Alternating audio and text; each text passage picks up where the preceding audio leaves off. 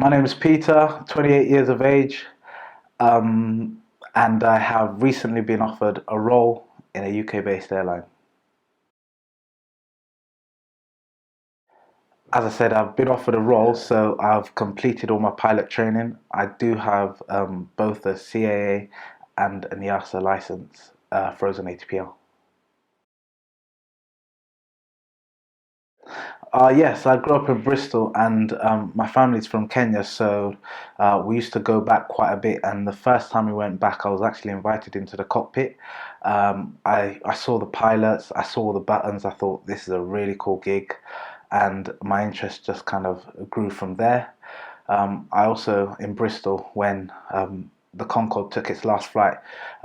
In our school, we was all told to go outside and view it on its last journey back into Filton Airport, and I just remember looking at that plane and thinking how majestic it looked, and I said, from that day, I really want to be a pilot.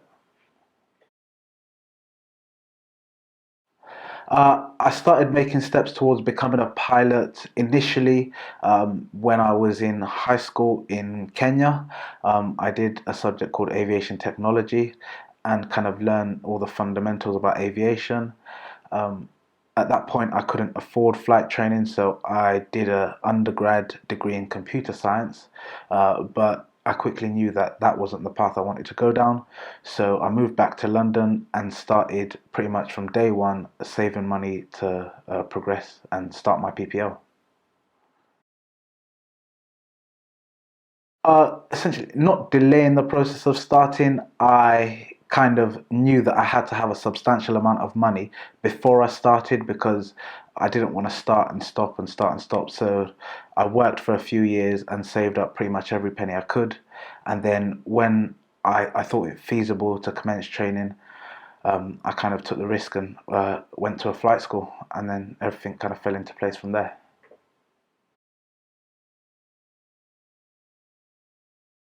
It took me roughly 6 months. No, actually, I tell a lie. It took me 8 months as I was working two full-time jobs and still studying and flying. So roughly 8 months. For my CPL, I did it as an integrated course with my MEP and my IR. I did that all together at Stapleford. In total, it took around 5 months to complete everything, that being around about 2 weeks for my MEP, around about 8 weeks for my IR, and 4 weeks for my CPL.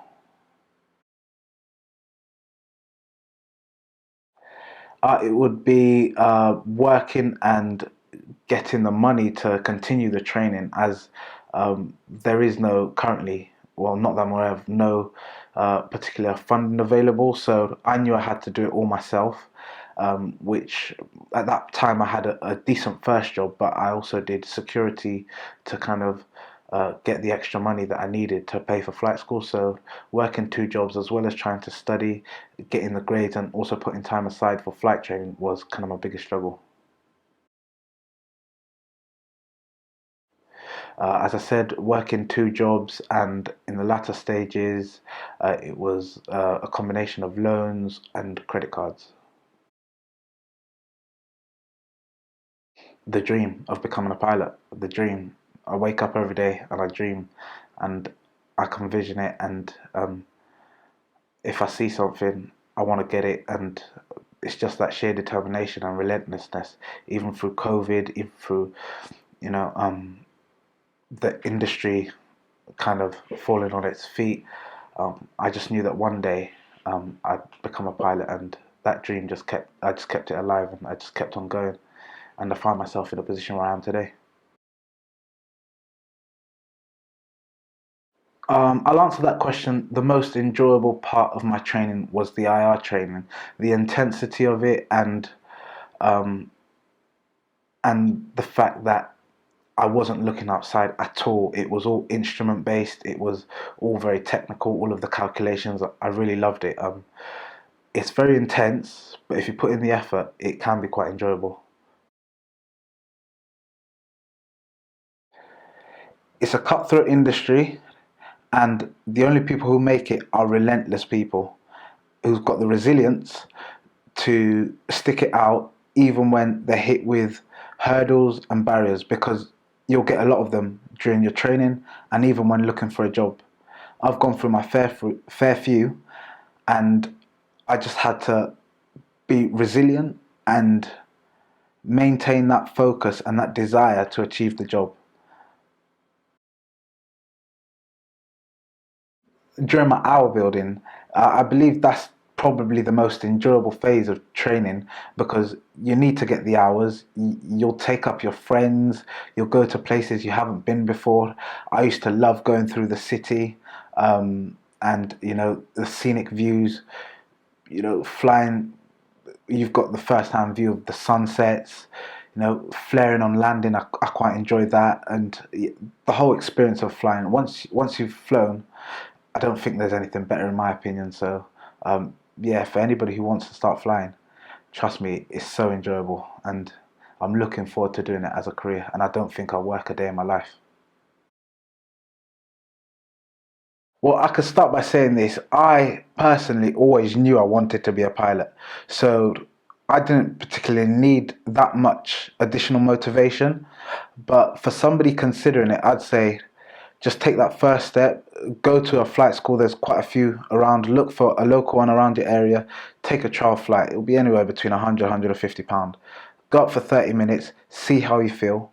As I said, once you know, you know. If you take that first 30-minute flight and you feel like this is what you want to do, from there, start doing your research. I went down the modular route.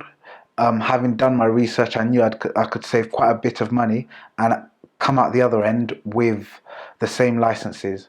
I know some airlines do only recruit integrated students, but there are jobs out there for modular students, and there are opportunities. So if money is an issue, you can do it a lot cheaper than the integrated route. So I'm always advocating for people to go through the modular route, because it probably takes you around about the same time, and you come up with the same qualifications and the same level of training.